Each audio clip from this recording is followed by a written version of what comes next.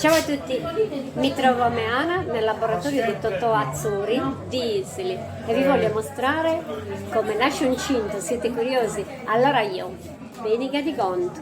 Intanto carichiamo la spoletta di celeste, così questo cinto si abbinerà alle camicie celesti naturalmente.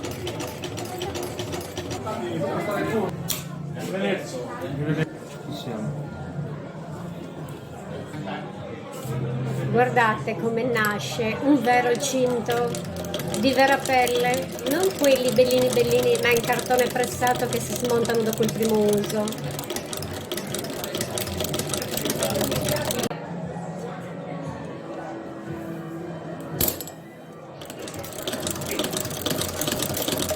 Ed ecco che il nostro cinto viene personalizzato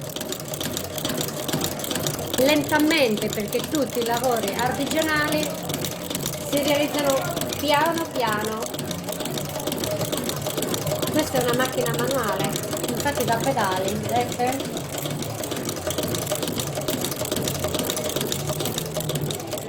È pronto, grazie mille per aver realizzato questo prodotto per noi e a Sibiri Sanusu. $2.